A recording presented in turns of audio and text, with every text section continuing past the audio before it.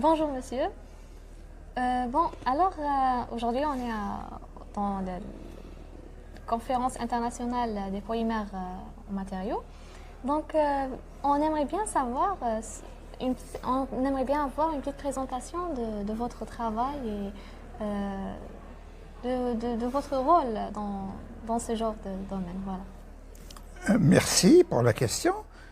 Alors moi, je suis Abdeslam Dahoud, je suis professeur des universités à l'école des mines à Nancy, mais j'ai commencé ma carrière ici. Il y a 40 ans, j'étais étudiant à Nafib Abzouar. J'ai appris les bases de la physique et la chimie ici les 3 premières années de ma carrière universitaire. Après, j'ai fait l'école polytechnique d'Al-Harrach. Et puis, je suis parti à l'école polytechnique, j'ai fait mini-métallurgie. Je me suis intéressé beaucoup plus aux matériaux métalliques. Et puis, je suis parti en France en 1987 pour faire une thèse dans le domaine des matériaux. Eh bien, j'ai choisi un sujet qui était innovant à l'époque, c'était les matériaux polymères.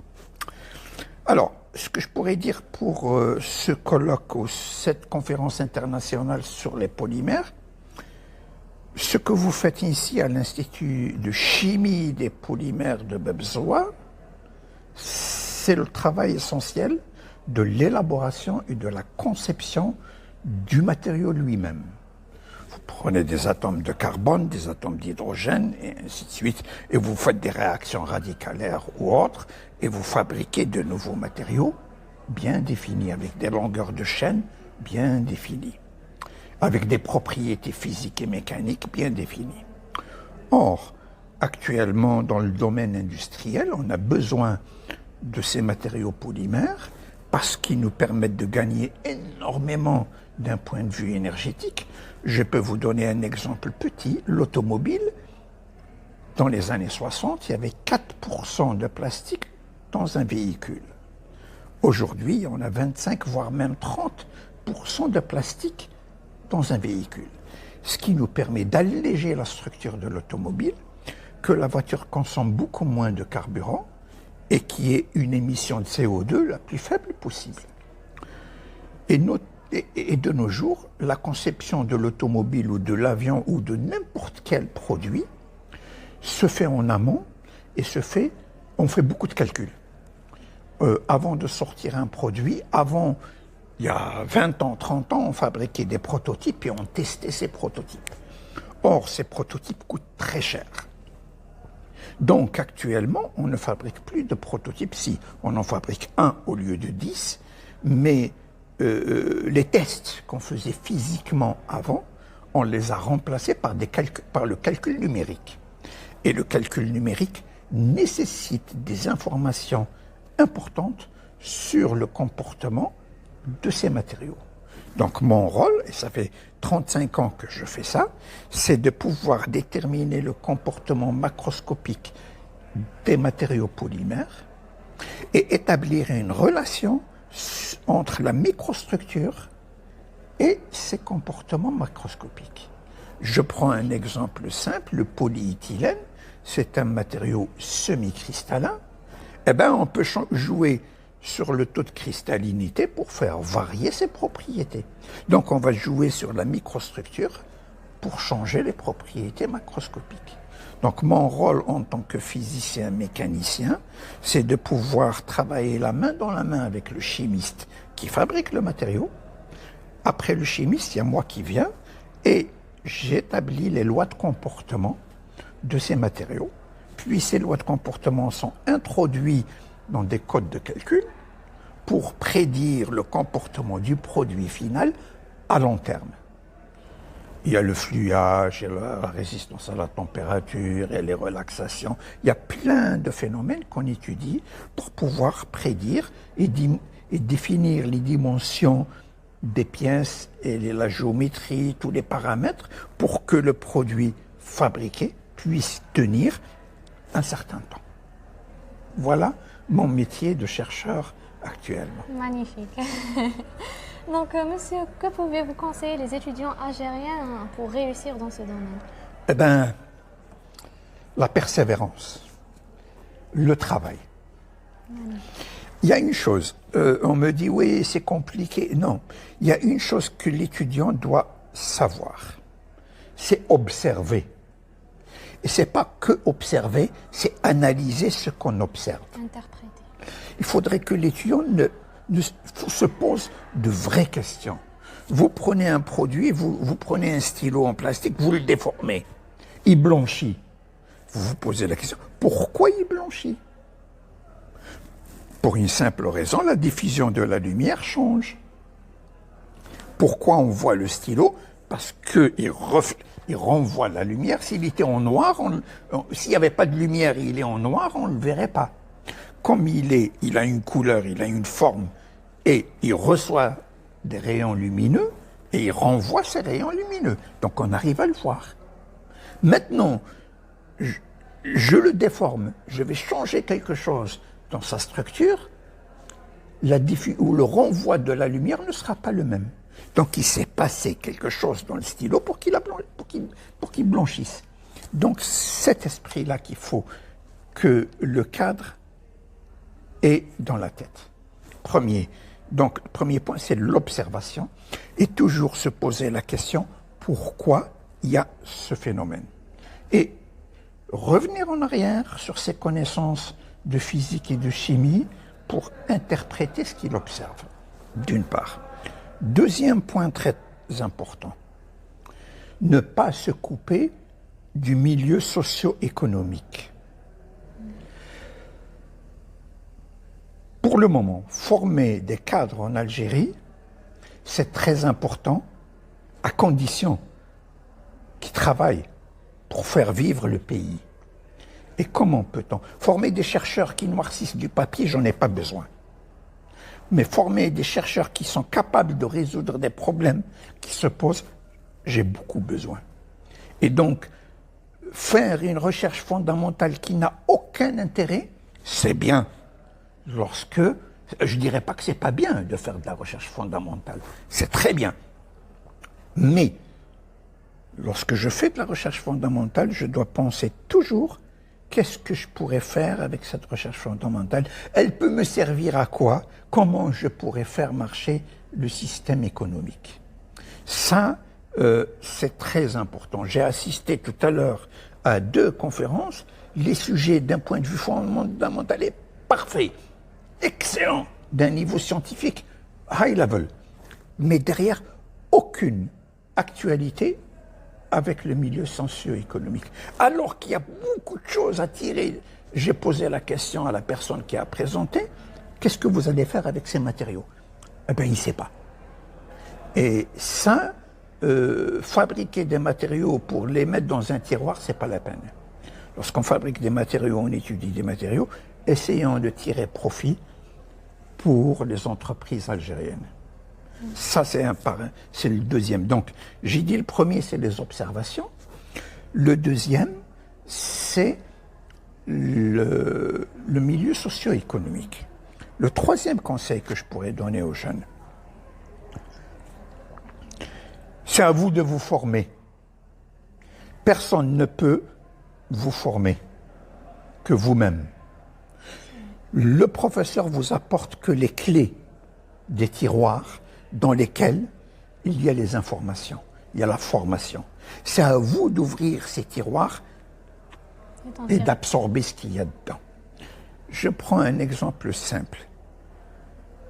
Ayez l'esprit critique et posez-vous toujours des questions. Comment je peux faire pour résoudre un problème? Un bon cadre, c'est celui à qui on pose un problème dont on ne connaît pas la solution et il arrive, lui, à trouver la solution. Former des ingénieurs qui connaissent des problèmes, des solutions à des problèmes que je connais, j'en ai pas besoin. Je connais déjà la solution. Donc, je n'ai pas besoin d'aller chercher un ingénieur ou un gars titulaire d'un master ou d'un doctorat pour me résoudre des problèmes dont je connais la solution. Ça serait pas logique. Par contre, moi, j'ai besoin de cadres, quel que soit le niveau du cadre, de la licence jusqu'au doctorat, qui puissent réfléchir et qui puissent me proposer des solutions à des problèmes dont on ne connaît pas, dont on ne sait pas comment résoudre. Ça, c'est un élément très, très, très important. Donc, je dis à l'étudiant algérien, ne compte pas sur les autres pour te former, forme-toi en auto-formation, on te donne les clés, on te donne les éléments de base pour pouvoir te former, mais c'est à toi de te cultiver, de lire, d'aller chercher des informations, d'aller te cultiver, d'aller t'enrichir de connaissances diverses et variées pour pouvoir résoudre les problèmes. Magnifique. Je peux vous citer un exemple tout simple. J'étais jeune, j'étais passionné de la peinture. Eh bien, je me posais toujours la question, qu'est-ce qui fait que le rouge soit rouge et le bleu soit bleu? J'ai lu beaucoup de bouquins. Pardon, j'étais encore au lycée. J'ai lu beaucoup de bouquins. À l'époque, il n'y avait pas Internet. J'ai lu des bouquins, je passais mon temps à la bibliothèque et j'ai commencé à comprendre. Mais c'était plus fort que moi parce que je ne savais pas, je n'avais pas les bases de l'optique. Et le jour où je suis rentré à l'université et j'ai fait de l'optique, eh ben, tout de suite, j'ai compris qu'un corps reçoit de la lumière blanche et selon la composition de ce corps-là, le rouge, il absorbe toutes les couleurs, toutes les longueurs d'onde, sauf le rouge. Le bleu, le corps bleu absorbe toutes les couleurs, sauf le bleu. C'est pour ça qu'on le voit bleu. Le noir, il absorbe tout. Le blanc n'absorbe rien. Eh bien, si je n'avais pas lu, si je ne m'étais pas documenté avant par curiosité, je pense que l'optique m'aurait servi à rien. Mais comme je me posais des questions sur des phénomènes physiques dont je ne connaissais pas la solution, l'université m'a permis de comprendre. Et c'est cette curiosité que j'aimerais bien voir chez nos étudiants. Moi, je reçois tout le temps des dossiers de candidature pour des masters d'étudiants venant de tout horizon. Je ne pose pas de questions sur leurs connaissances scientifiques parce que je sais très bien qu'ils connaissent pas mal de choses. Je pose beaucoup plus de questions sur la culture générale. Et là, il y a beaucoup de travail à faire. Ce que je dis aux étudiants, imbibez-vous de culture générale autant que la culture scientifique. Magnifique, monsieur. C'est un grand honneur de vous avoir ici parmi nous aujourd'hui. Et je vous remercie vraiment. Et vraiment, merci. Good afternoon. I'm very pleased to be here. And again, I would like to thank you for kind invitation and for this international conference on polymeric materials. So I'm happy to be here with you. So we share common cultures and we are sharing many same cultures, many same things. So it's very good to be here. So I'm Sinan Uzunlu. I'm food engineer and I work as an associate professor in a state university in Alanya in Turkey. This is a very newly founded university and it's about 7 years, but it has roots, of course, from Antalya. And in our engineering faculty, we have 10 departments, and the 6 departments, which is also mine, the food engineering, is serving 100% English education to our students. We have master programs. And so that in my special field of study in food engineering, after completed Master of Science, then I worked in PhD. About 10 years ago I have completed and studied on modified atmosphere packaging. So this is also an active packaging application. And then I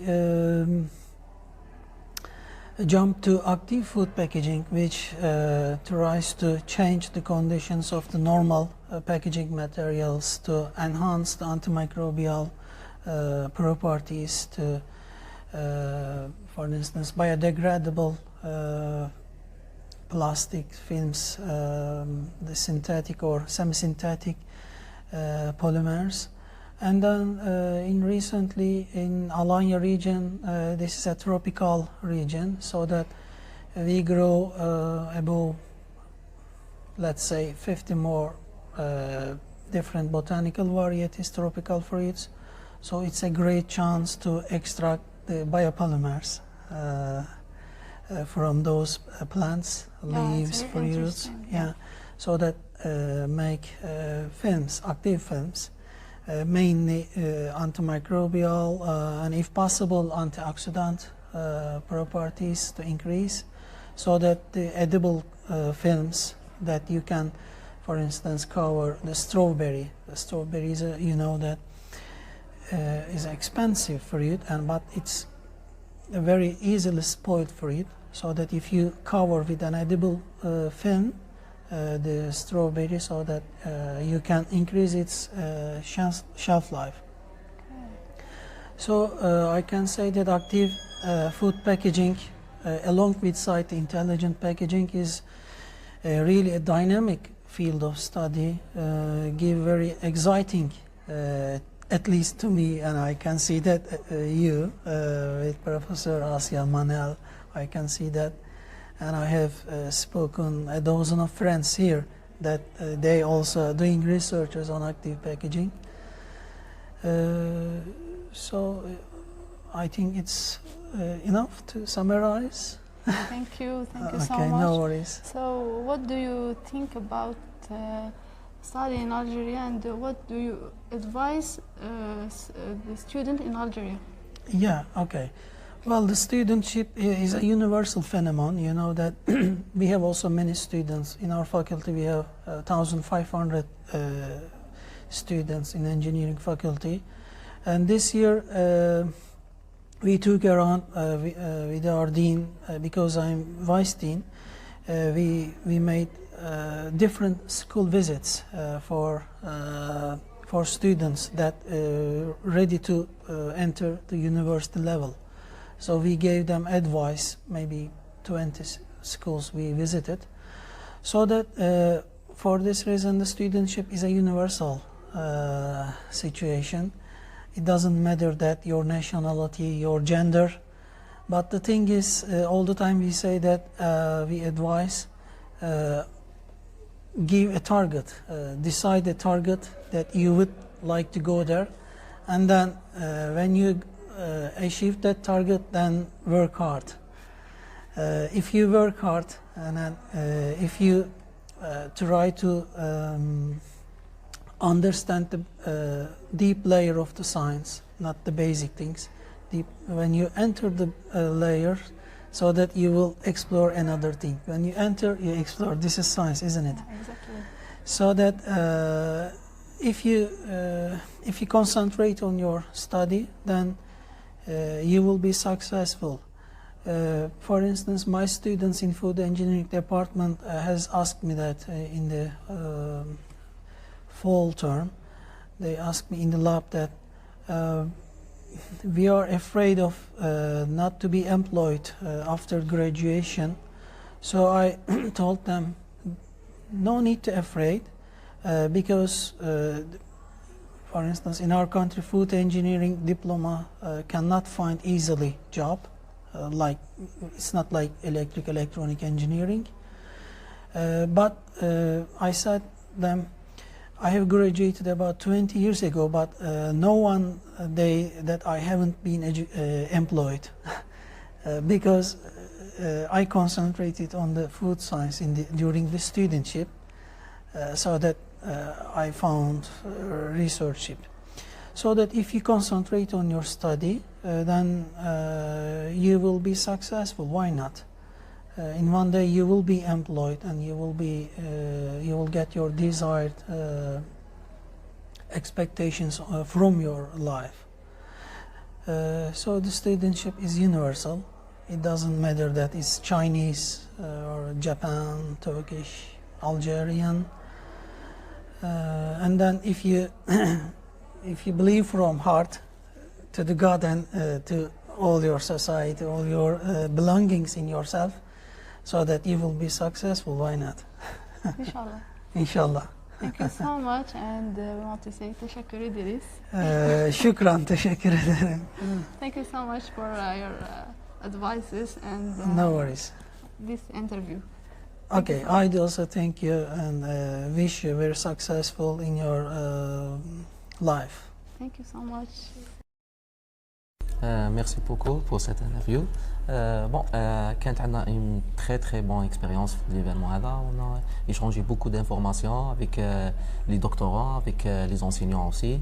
الحمد لله لقينا des travaux des gens des enseignants اللي يخدموا على les travaux كيما نخدموا فيهم. دونك تبادلنا معهم المعلومات، هزينا منهم معلومات très anciennes في الترافو تاعنا، في لافونسمون الترافو تاعنا، كيفاش راح يجاونا، كيفاش راح نكملوا لي ترافو تاعنا، لاكس اللي راح نكملوا نمشيو عليه ان شاء الله.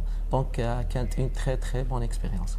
Alors, vous avez gagné le prix de meilleur poster. Oui. Vous avez الحمد لله. كانت déjà في بالك ولا؟ بون في الحقيقه كي قالوا العمراوي حمودي ميور بوستر، عمراوي حمودي انا دونك ما كنتش نستنى فيها خلاص. مي الحمد لله هذا بفضل يعني النتائج اللي لقيتها في البوستر تاعي، بفضل الميثود كيفاش بريزونتي لو بوستر تاعك، لي زونسينيون اللي يجيو ايفاليو لي طرافو تاعك، كيفاش تكسبليكي لهم، كيفاش تبين وين راك واصل، لو بيت ولا كونكلوزيون اللي لحقت لها من لو بوستر تاعك. دونك سي فري كان ميور بوستر، مي ما جاش بالسهل، جا بعد اتعب، بعد يتخافوا، بعد حوايج مشات وحوايج ما مشاتش، بعد حوايج تعاودهم بليزيور فوا. دونك لي ريزولتا هما اللي عطاو النتيجه هذه تاع انك يكون عندك ان ميور بوستير بيان ميور ترافاي.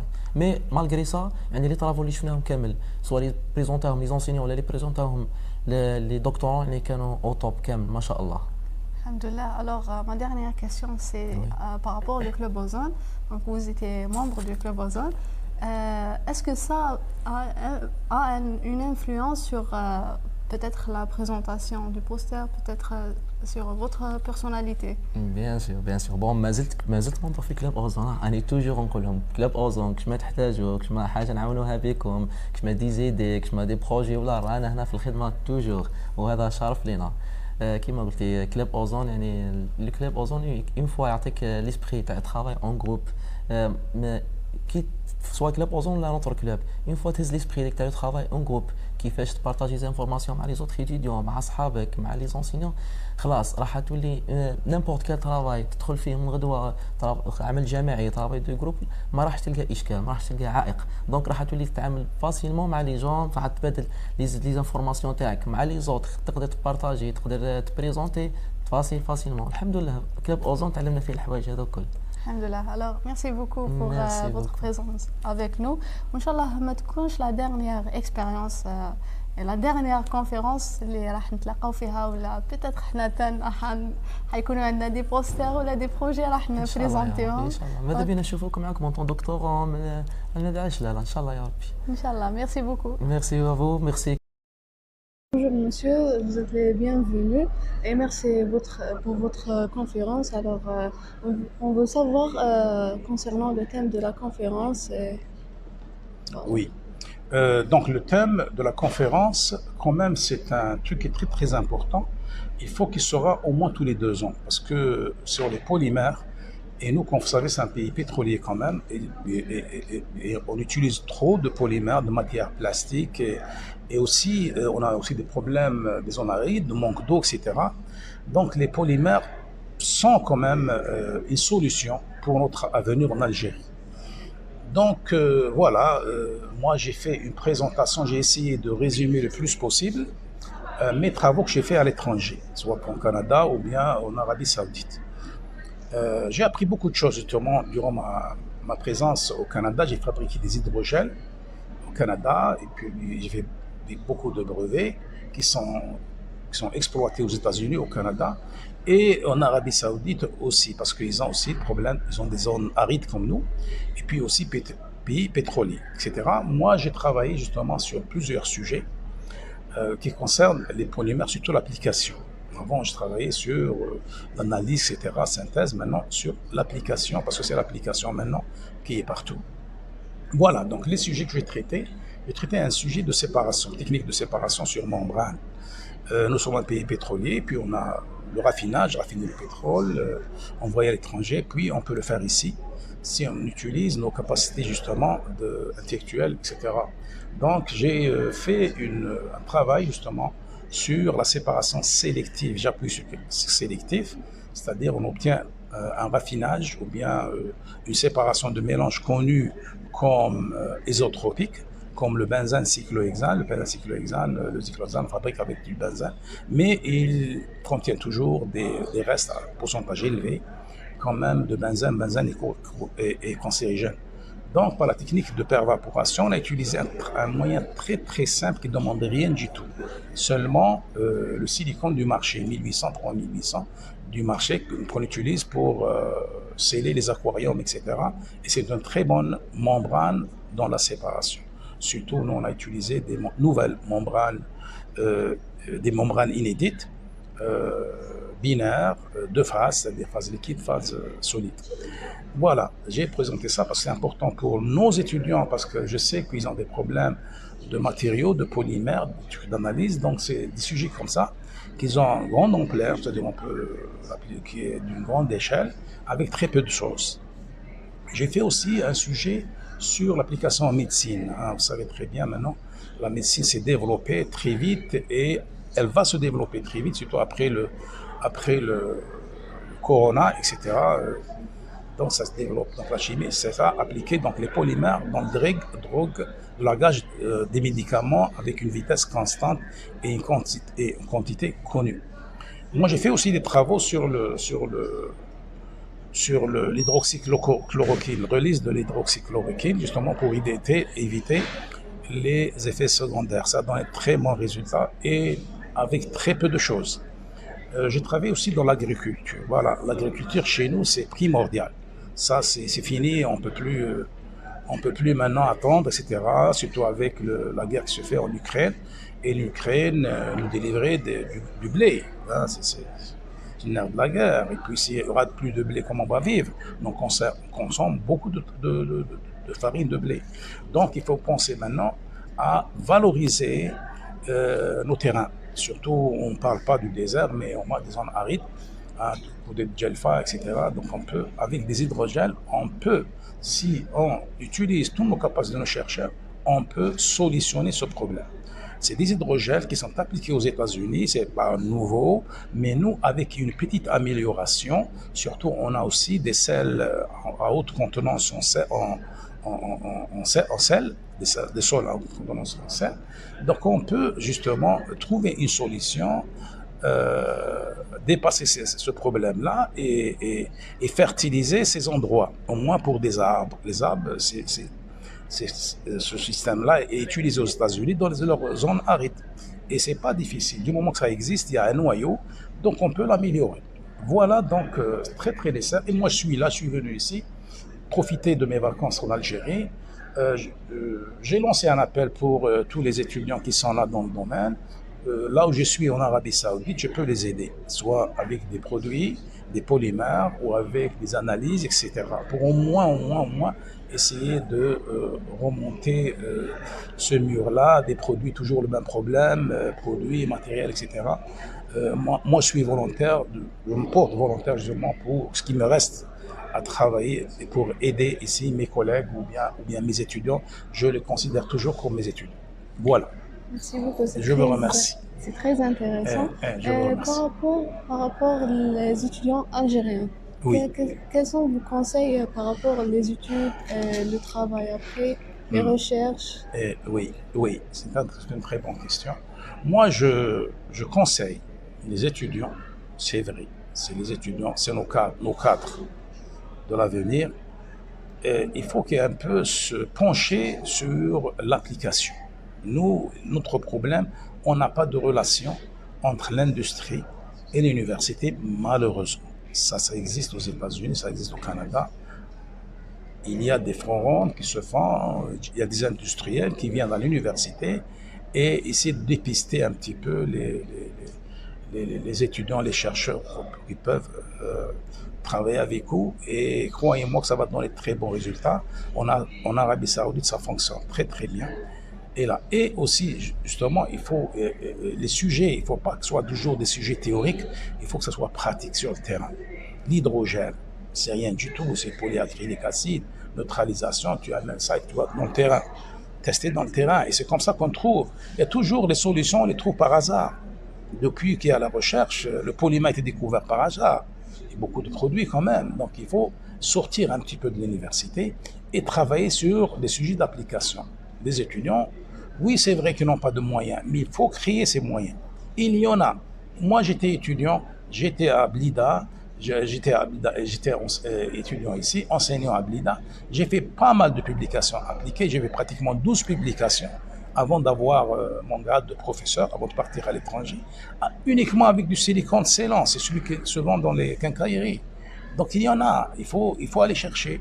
Moi je pose beaucoup, maintenant, même actuellement, moi je passe, quand j'ai du temps, je passe mon temps dans les supermarchés, les grands marchés spécialisés dans les résines, dans l'école, les résines, tout ça. Et à partir de là que je trouve des polymères qui sont intéressants, commercialisés, que les appliquer en membrane ou appliquer sur pas mal de choses. Voilà, donc il faut essayer d'avoir, ne pas avoir le complexe d'infériorité.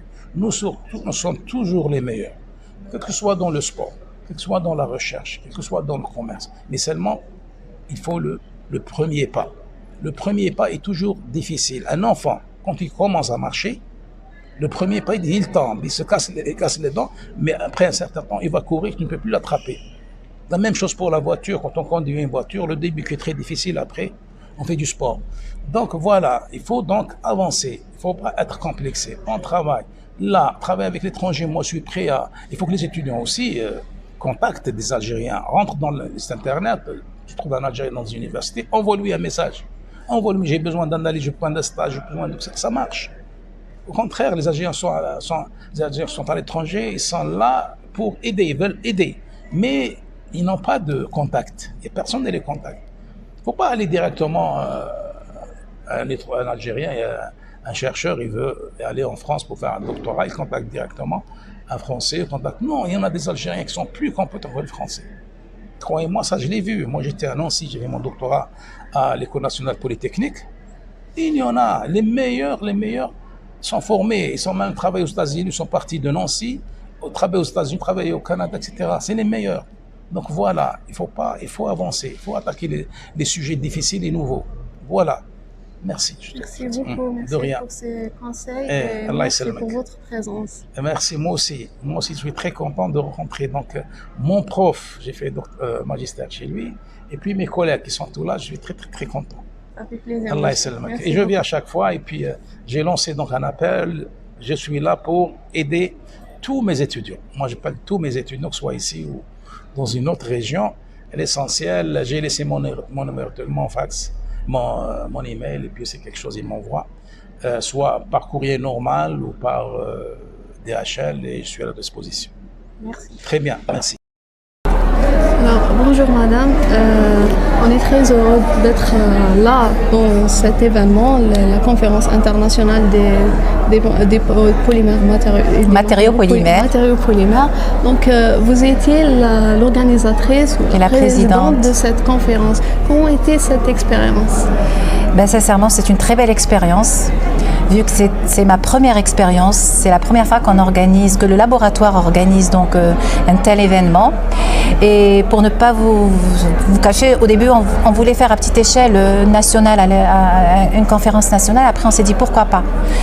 Du moment qu'on se lance, donc il vaut mieux se lancer bien comme il faut. Et donc c'est comme ça que l'idée est venue donc d'organiser une conférence internationale sur les matériaux polymères. Voilà. Après, je ne sais pas si vous savez un peu, vous avez une idée sur les matériaux polymères, je suppose. Bon, maintenant, et puis sincèrement, je suis très heureuse que vous ayez partagé cette expérience avec nous. C'est-à-dire que pour moi, le club Ozone est un club qui reflète réellement la vie active de la faculté de chimie. Voilà. Merci beaucoup, madame. Et je voudrais dire aussi que cette conférence, bon, c'est vrai que vous avez vu, il y a eu beaucoup d'intervenants, il y a eu des professeurs qui sont venus de l'étranger, mais on a voulu ramener des professeurs algériens qui sont à l'étranger pour montrer ce que l'Algérien, c'est-à-dire est. D'accord?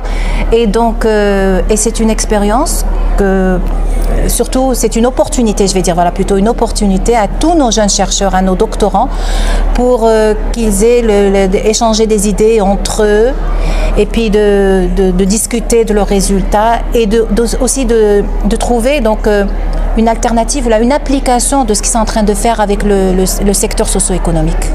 Merci beaucoup, madame. On souhaite que ça ne va pas être la dernière fois que la faculté chimie organise ce genre d'événement, parce que c'était vraiment très intéressant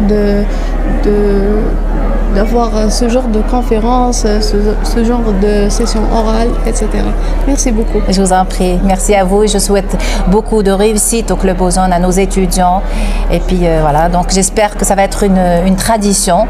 Donc cette fois-ci, ça a été concernant les matériaux polymères, mais les matériaux de façon générale. Donc on peut organiser une autre conférence en prenant en considération tout type de matériaux. Voilà. Je vous remercie beaucoup. Merci beaucoup, madame.